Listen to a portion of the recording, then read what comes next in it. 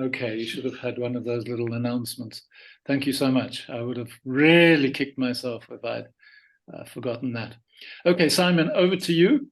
And yeah, go ahead. Sorry it's a bit late, but anyway.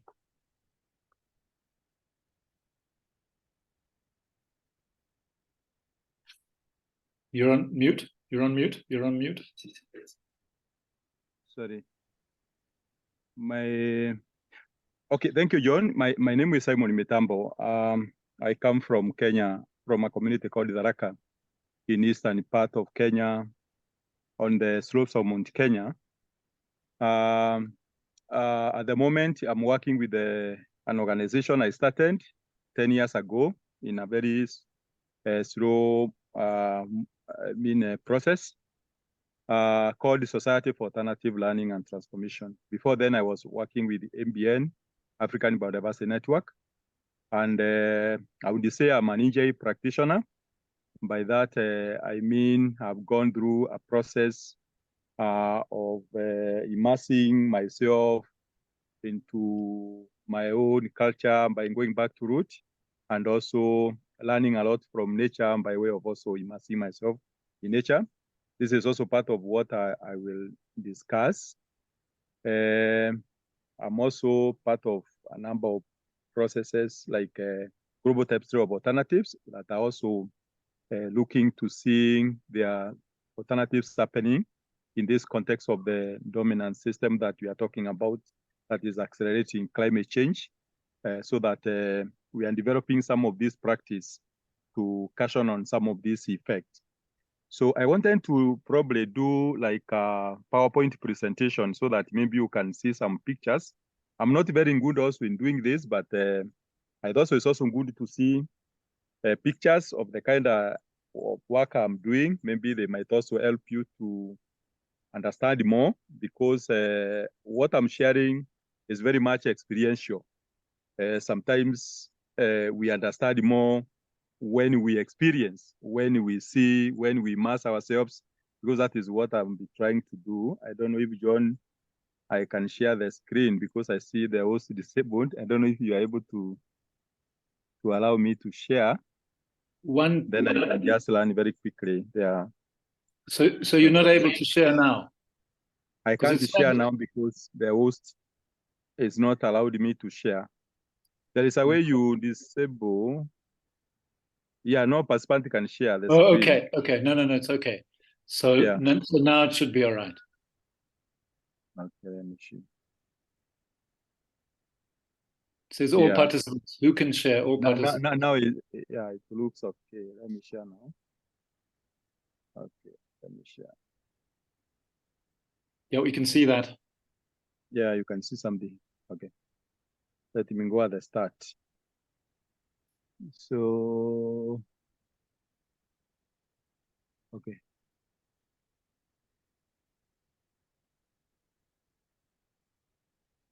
No. I want to share the full screen. Down at the bottom, I think, bottom right. Is that right? Yeah, you go at the bottom, Simon. Bottom, on the right. Bottom on the right. On my right. Yeah, before the, that size slide, just before that on the left, but it's on the right corner. Yeah, no, the next. Okay, I've seen it. Yeah, seen it. Yeah, that one. Is it okay now? Yeah. Yes. Yeah, so I'll also be introducing SALT a bit. This is the organization we started, and my presentation is about EJ practice because I've been a practitioner of EJ, and also the ABN methodologies that have been part of piloting for the last 15 years in ABN, and now I'm also working with them directly on the ground.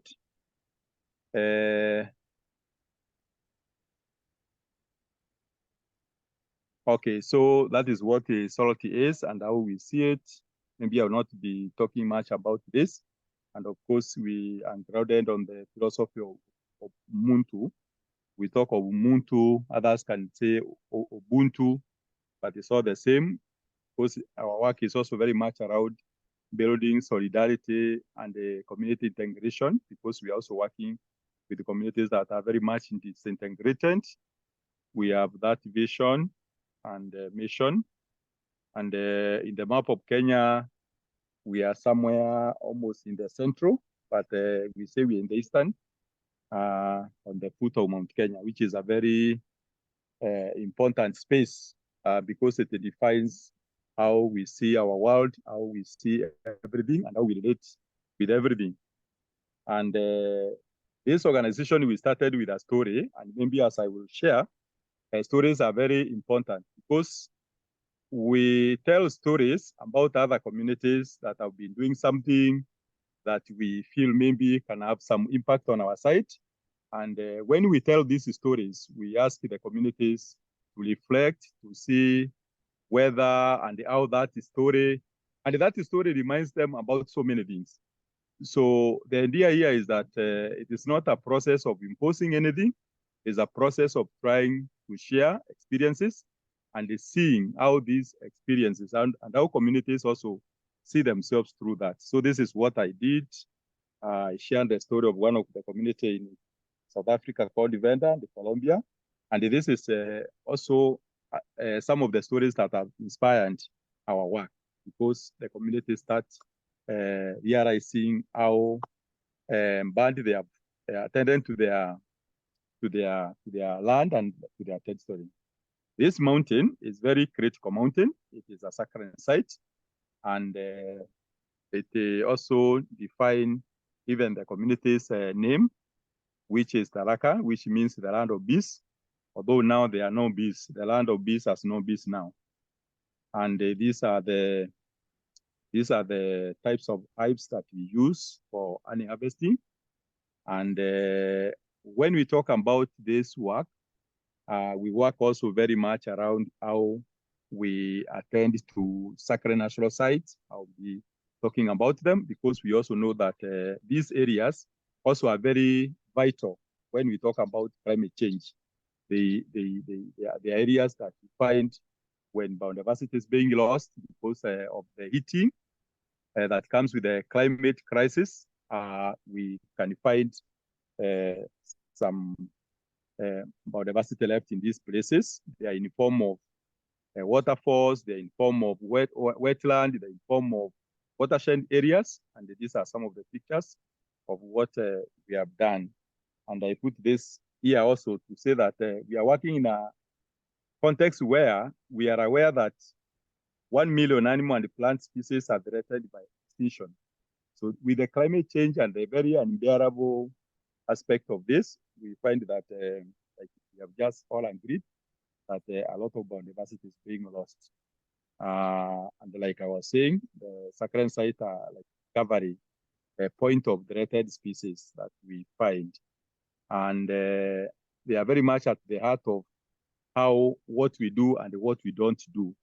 And when we feel we have not done the right thing, we go there, we offer our sacrifices, and we feel that we are coming back to the normalcy.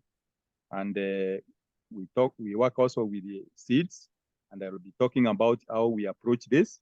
And we also see seed very different from food because it also carries life and it's sacred. And these are some of the things we are doing. And we are also working on this program with Zimbabwe, where we are reviving our traditional system of livestock management. We are in a very different context, of course, with Zimbabwe, but we are also finding that we are very linked to livestock, but we are trying to find our traditional ways of grazing and trying to tap into them. And of course, using intergenerational learning, I'll talk about it, how we can bring elders and young people to talk together and to share. And also the young people can begin to learn that even though the elders have not been to school or in any formal education, they also know something they can share. Advocacy is not our strength, but we also talk about issues that affect us, especially at the local level, because in Kenya, we have two systems of government.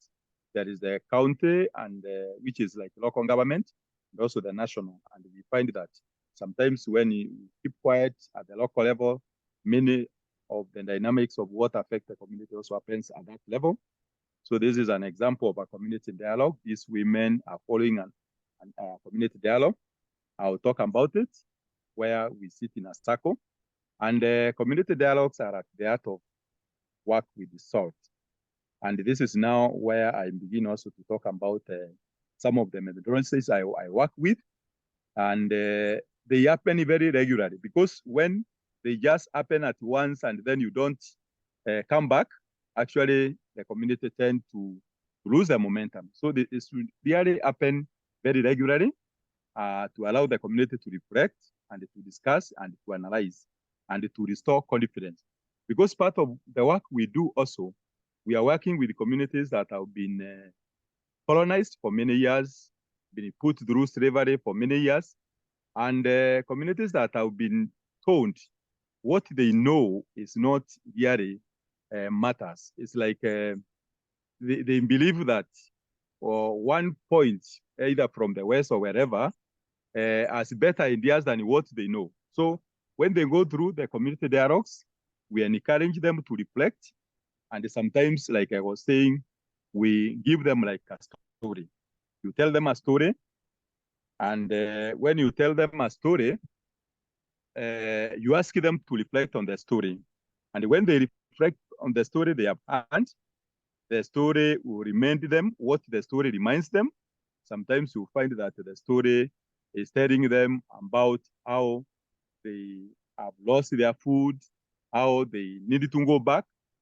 And sometimes you find that when you tell them the story, sometimes also they lament. Sometimes they say, oh, this is what you were doing. We were also planting our crops, but now we don't have, we want them to lament. We want them to realize that they have been cheated, because this is part of why they will want to take an action. So it should be a story that moves them to see the impact of what has been happening, and for them to see really this is not the right thing that has been happening to them. So we allow them also to reflect, to lament, and we have even seen cases where some of the people also cry because they realize that they are cheated. So it's important to let them do lament, and then they come back to how it used to be before. Because part of what we are doing at SALT, and what I was also doing with MBN, is trying also to revive some of the practices that really make us resilient. And now the process is that they will start to remember now. You ask them now to see how it used to be before all these problems came in. And what I can also say is that listening is very critical, because you have to listen. You have also to check the energy. You have also to see that everybody is participating. And when you are setting the process of dialogue, you see that the representation, the inclusivity of all the people. The other thing I also want to talk about is the community learning exchanges. And I want also to bring an aspect of learning exchange and also nature experiential learning. When we bring communities together, we find that between communities, when they come together, it encourages them to know that they are not alone. Like we are working in a pocket of very small groups, maybe some groups in Zimbabwe, others in other places. And you find that community might find that they are in a very small group of them. But when they come to realize that there are others who are also doing what they are doing, they feel more encouraged, and they feel more inspired, and they feel even more confident even to engage. And so they listen to other people's story, and they also want also to share their story. And this kind of a process presents an opportunity to affirm their identity and also inspires others to join in. Because sometimes when we start some of this process, it is very few people who start them, and others take time to come on board. But as people see others are coming to share and that kind of thing, others also feel inspired to come. So when we talk about nature experiential, we also do a lot of processes that bring us close to nature. Other jurisprudence is founded around the philosophy of some guy called Thomas Berry, who says that nature and indigenous cultures are the best teachers. So when we spend time in nature, we learn a lot. And people also say that when you learn from nature, you don't go wrong. So going into nature without protection, whether of like doing vigiling, we do a lot of vigiling, where you spend time over the night in the world, and it makes you more porous and more permeable, because sometimes we don't have that moment of solitude time when really we can listen even to other earth communities. And throughout the night, you get to listen, you get to move with the rhythm of the heart. And we find also this is also very good practice because it builds good relationship for the care of the planet. Sometimes we just see things and we don't even have deeper meaning about what they mean. But when you spend time in nature, it helps us to develop some relationship. So these kind of exchanges, they can also be intercultural between different communities. Like this picture is a picture of salt we did sometimes last year, where we had even opportunity to have some people even from outside, from Uganda, Tanzania, Ethiopia, and Senegal. And you see, also when communities find these people, like I was saying, they really feel very encouraged because they see that this is where really the world is moving. This picture here is a picture of some spiritual leadership. And the whole issue of spirituality comes in very much when we talk about relationship with the nature, relationship with the cultures. It is actually a spiritual process. And what you find that in different communities like Taraka, we have our spiritual leader who is born, he is not trained, he is actually born in that hierarchy of being a spiritual leader. And the guy in the blue there is a Libon. Libon is a Maasai who is also a spiritual leader. So what SALT is also doing is that we are building this kind of a coalition, because when we tap also into the rhythm of our ancestors, we get more divine relationship to be able to also and develop bigger and deeper relationship with ourselves. And so sometimes you come to our process, you find that we also want to do what we call patra. Patra is not a prayer, but it's a way of communing, the way of invoking the ancestral power. And especially if a community is traditional, we find that patras are good, because when you open with a ratio like those elders are doing, we ask the ancestors to accompany. And you know, when we talk about ancestor, we are talking about ancestral wisdom, because we want to learn more. And sometimes also people say, oh, people are dying, elders are dying. And someone says, no, they are not dying, because even when they die, they don't stop to connect with us. It's just a question of how do we also relate with them, so that some of this information will come to us through the dreams. The elders will come and say, I am this dream, I am this kind of thing. And there are many ways we connect with this, and all this build our knowledge also around Syrians. The same case with what we call Mystica. Very often when we start, we take time also to go to the world and to reconnect with our land and territory. Sometimes you hear us talk about greeting the land.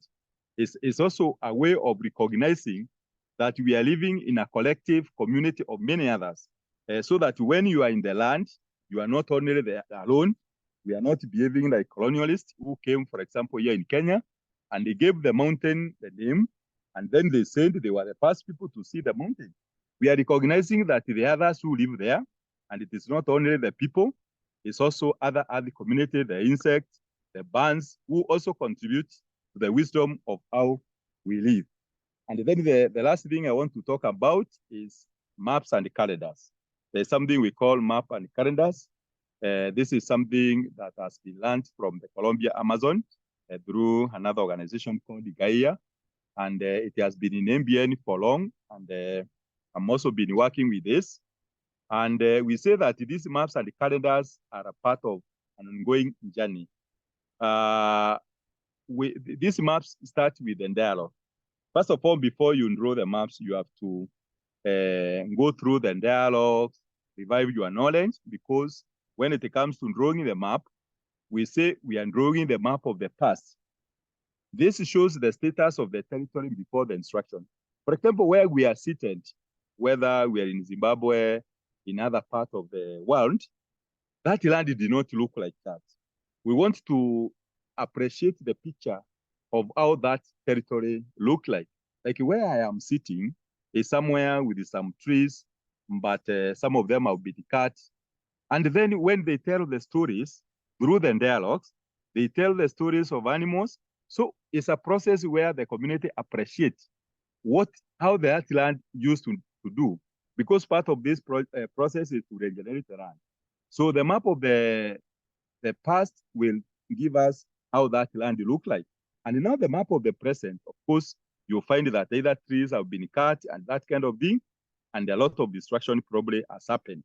And I think the whole thing around the transformation of this process is the whole process of seeing how that land was and how we humans are participating in destroying. And some of us will say, oh, this is happening like this.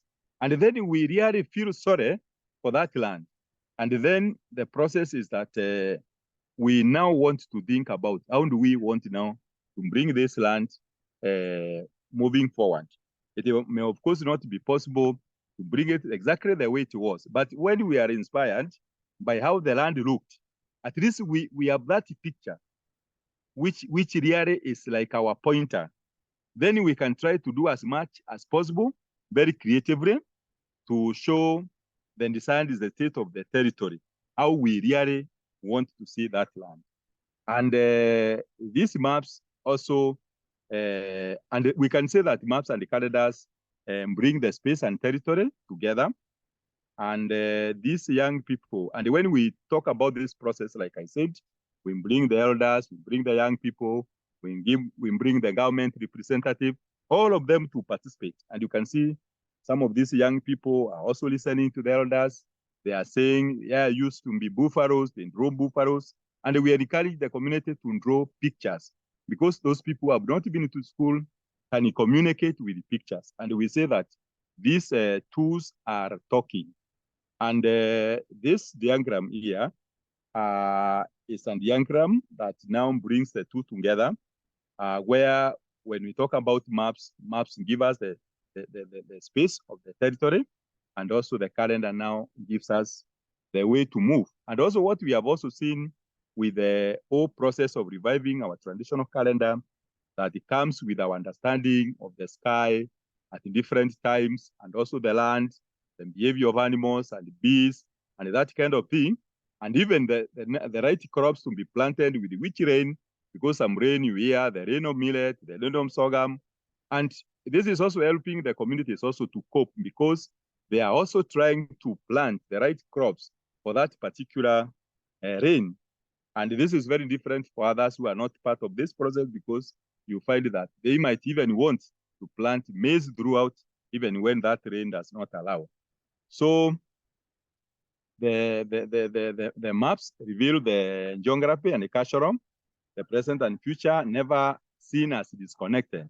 Sometimes we look at things in a very linear way, where the past, present is disconnected.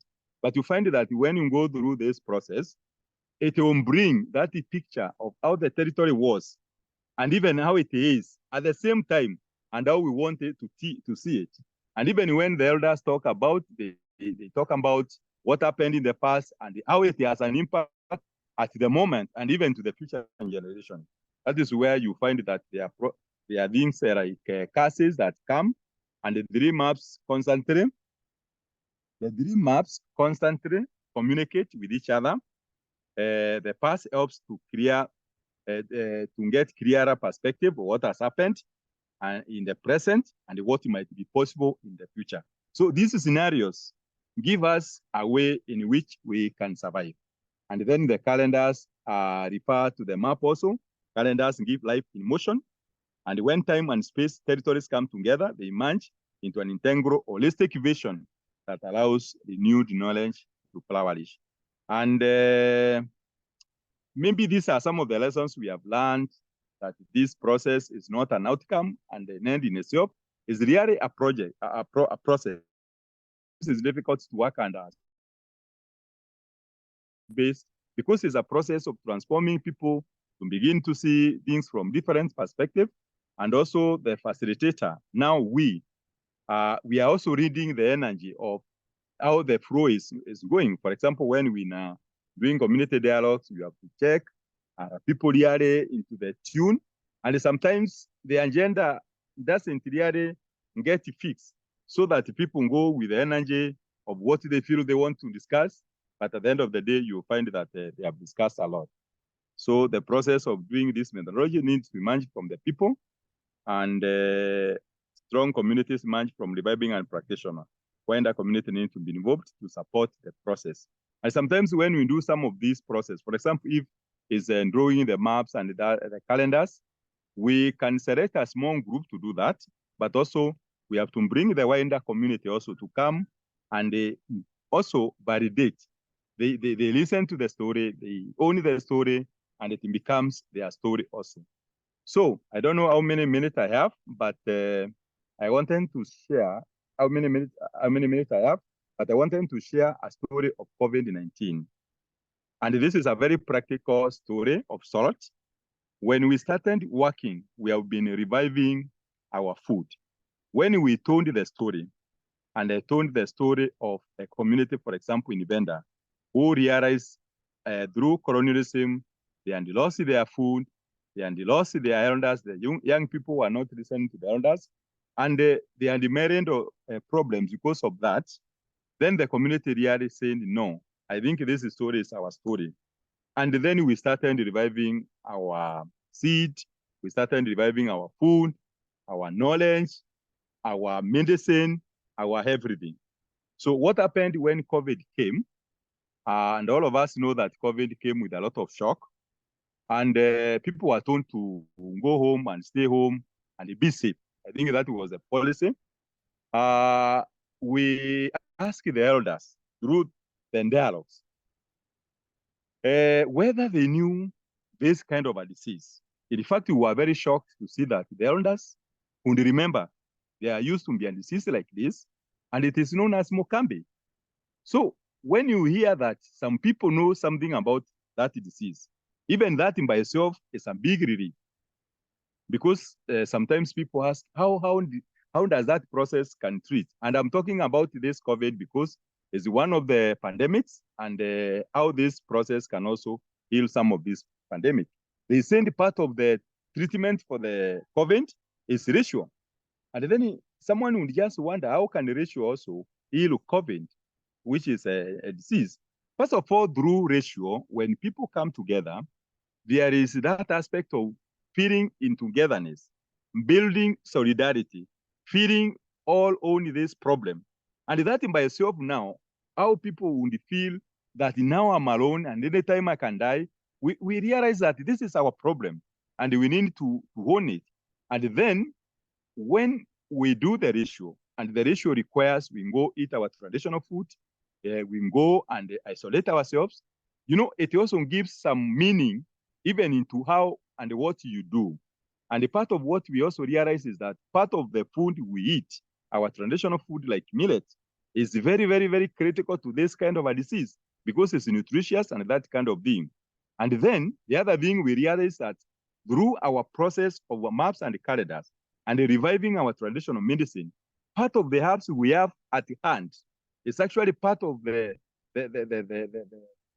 healing or treatment that can go to this kind of a disease. So we realize that we end the food, we end the knowledge, we end the integration and cohesion. We are feeling it's a collective aspect, and the disease was easy for us.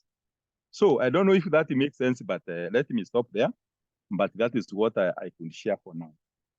Thank you. Great, Simon, fantastic. I know how difficult it is to share something of such depth and so on in such a short time, but I think you did a great job there. Thanks so much. You've given us a good taste. I really enjoyed listening to you.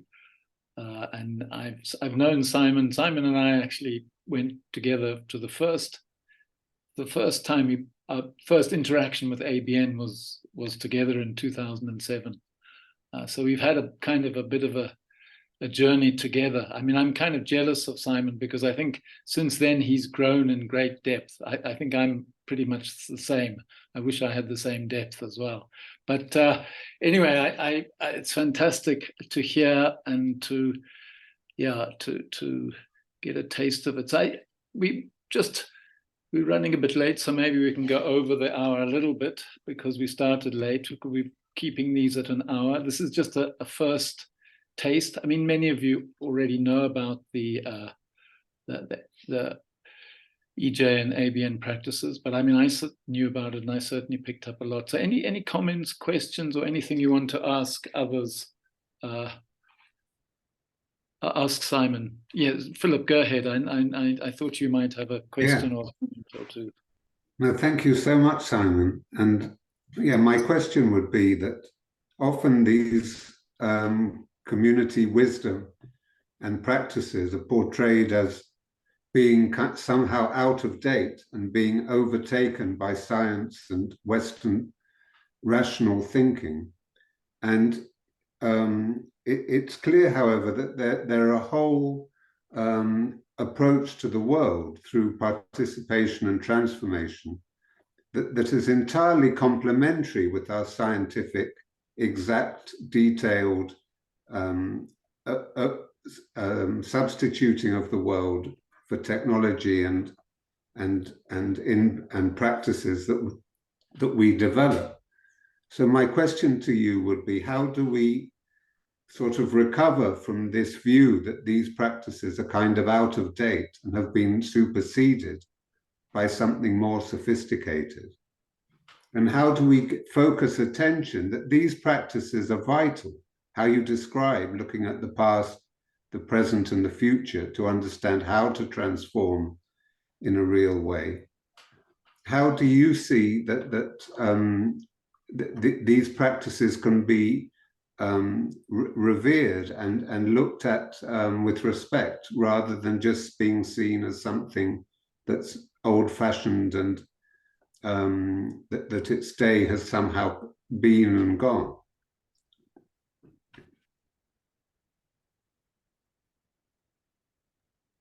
Thank you, Philip. Yes, I agree with your view.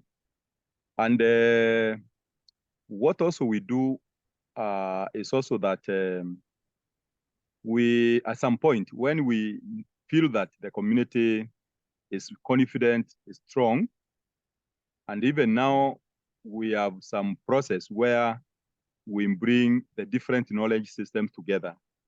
There is an organization called SwedeBio and the Stockholm Resilience Center. They are working a lot on this.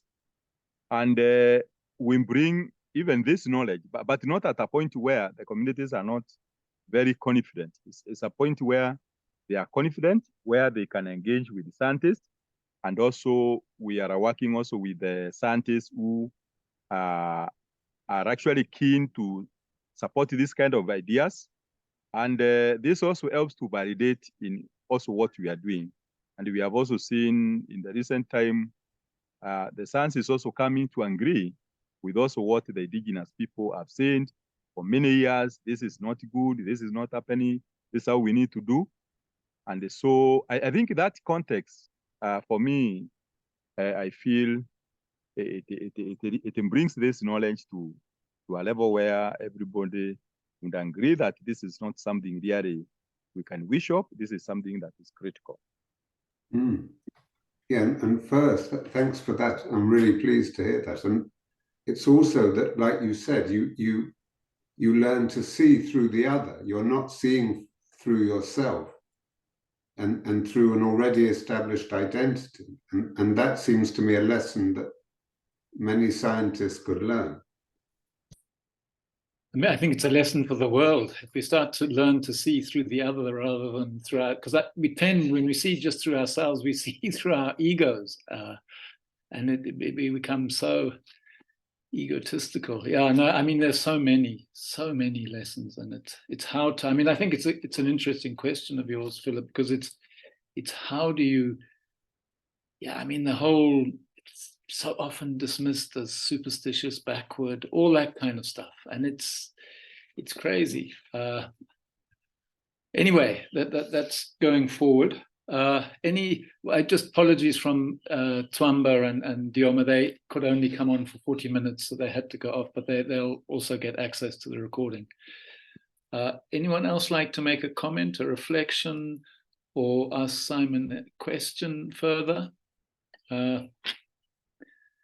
I mean, I was just reflecting on the dialogues, because I know how important they are to the practice. And I mean, the word dialogue is used quite a lot now by quite a lot of different people. And I think it's the ABN dialogues do need a special kind of facilitation. I don't know if you could say a little bit more on that and what you've learned as someone who facilitates dialogues. And I'm sure you've learned how to become better at facilitating them. I mean, I know I would be useless at facilitating those kind of dialogues, because I'd want to move things on too quickly. But what have you learned about facilitating dialogues?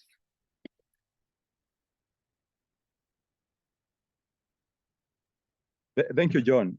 Sorry, I was speaking when I'm on mute. One thing also we say is that in dialogues, when you facilitate a dialogue, you are trying to create a condition for the knowledge to emerge and the process to move, and for the community to take off and lead the process.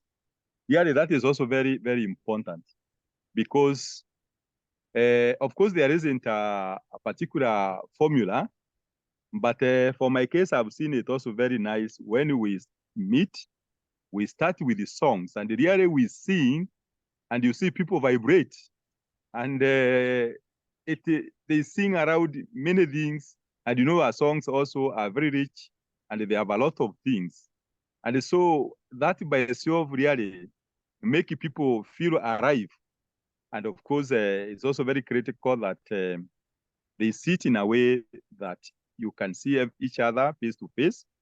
And when you facilitate, of course, you are not giving your back to one side. And it's a process really of accompanying. It's not a process where you are facilitating, like you are telling them this and this. It's actually helping them to weave the story. And the way they weave the story, some people say this, others bring a poem, others sing. And by the course of the day, you really feel that we have covered everything about food, everything about our ratios, everything about our ecological governance. They really brings these things together. So, and they flow also with energy. You have to check whether people have the energy. Maybe when you feel people don't have the energy, they can have a dance. And yeah, you just move also with the energy of the people. You have to keep checking, and being dynamic, and that kind of thing, and giving space to knowledgeable elders. And of course, sometimes some of the knowledgeable elders don't want to talk, trying also to poke them. And sometimes even when I have an agenda, I don't also go with an agenda. I develop an agenda when I'm there by listening. Like when people check in or when they dance, you can pick what now you want to introduce and say, okay, people say this, people say this. Otherwise, if you go like with an agenda, it has to relate directly with where the energy is. And the people have more energy to discuss and to evaluate, to reflect, that kind of thing. That has been my experience. Great, thanks. Yeah, no, that's great. Go ahead, Minnie. Yeah, Simon, I don't have a question, but I really want to thank you for highlighting that communities, there are different levels of knowing, knowledge, learning, interaction, and understanding in communities, and different ways of doing that. And in the modern world, it's so often that book knowledge supersedes everything. So I'm really, really grateful for you and your work to highlight that we need to meet people where they are. If we really want change, we need to meet people where they are, and then true learning and change happens. So thank you for highlighting that. Yeah, Great, and thank by the you. way, also the other thing, when people see you talk about indigenous knowledge, the first time I went to the community, they asked me if we can write a book. I said, no, we are not coming to write a book. You know, when we perform rituals, when we do our songs, and I think one also aspect of dialogue is that they constantly happen. It's not just once. Mandre or Periondekare, they constantly happen. When it keep repeating, it's part of a way of preserving our knowledge. And this knowledge is live. It is better preserved when it is live than when it is documented. So I think that's also part of the experience. Great. Thanks, Simon. Go ahead, Karen. Yeah, I always love listening to Simon and the stories especially. Yeah, the COVID story was a serious issue globally. So, when you get such stories in this space, people come to learn and understand that it's not only the hospitals that treat, but we have some indigenous knowledge and practices that really help us to deal with such pandemics. I've been involved with Simon in some of these processes, and I really enjoy everything they do, from the community dialogues, from the ecocultural map and calendars, drawing, and listening to communities organize themselves the way they want to live. For me, is not really a question, Simon, but really to thank you, because I know when we go back to this kind of knowledge and practices, they're actually the solutions to climate change. They're actually the solutions to food issues and scarcity. So we really have to work on that. What I know, Simon, is we at ABN, we really struggled with policymakers in terms of coming to understand issues on how we do the ecocultural maps, and how they can also be, they're very good evidence materials for them. If they really understand them and join the community in terms of the dialogues. I don't know how you've been doing it, especially with SALT. Maybe you can share some experiences having worked with policymakers during the community dialogues and learning exchange. And then for me, because we work with young children in schools, I'm very much interested to really work closely with you so that we take this back to the schools. And the issue of intergenerational learning, even in the ABN methodologies, is key. So probably you can speak to that, how we can strategize to do that, so that we see how to engage the young people in schools, not only within the community, but the organized spaces like the schools. The other one is to appreciate SALT. I know some people would look at you and say, oh, you cannot speak English, you cannot express yourself, so you'll not attend this meeting. But I say this because you have been able to take elders to even regional meetings and international meetings just to share with the others. So for me, that is a plus, and I think that is what we should embrace as communities, because these people have the knowledge and they know what they are doing. So let's learn from them and continue supporting them. Thank you so much, Simon and Tim. Thanks. Thank you, Karen. I think, yeah, is like you said. I also said that advocacy. Unfortunately, I said advocacy is not our strength, but there is a way also we see that when the process is deep, we say it attracts attention. So when we go, for example, to perform a big ratio, like now, we have an annual appeasement ratio. For one of the legend called Kiboka. And the media people come and everybody come. And it's our process of ratio. And of course, we are not saying people can't come and witness, but sometimes it also end up becoming like an advocacy kind of a thing, because they come to check, what are you saying? What are you saying? You know, that kind of thing. They come themselves. Yeah, maybe sometimes when we try to go to them, they run away, they show us they can't understand, but when they come now to us also, they won't even to understand. But the other thing is that MBN has been part of a process called IPUBES. IPUBES initially was a program. It's an intergovernmental policy program that was developed to be informed by science around issues on biodiversity. And one of the reports I was presenting, where they say that 1 million species of plant and animals are threatened by extinction, I think is one of the shocking reports that IPBES has produced, and it is having a lot of star now globally. And when they said they want science to inform biodiversity, we told them that biodiversity, indigenous knowledge has coexisted with the biodiversity for millions years, even before the modern science, the empirical science was born. Because even our indigenous knowledge is also science anyway. And so they were expecting, like, they told us, bring then the professors of indigenous. We told them we don't have the professors of indigenous knowledge, it's the community members who have the knowledge. So what we did is we started these things we call centers of distinction. For example, SALT is like a center of distinction, so that if really they want to understand, let them come now to the community. It's not us, it's the community that have the knowledge. So it is not easy, and maybe, yeah, it's only that we can share some experience. That is how we have done it. The whole thing about intergenerational learning is also very, very critical. And of course, this work cannot go forward without young people getting engaged. And this is something that also we are taking forward, even at the school level, and even at the village level. Now we have some of the community women leaders who are even, like this time of the holiday, taking up young children around training some traditional skills. But that is also something I'm also happy to work with those who are part of this, and we can share a lot of experiences. Thanks, Simon. Welcome, Walter. We're just sort of nearing the end now.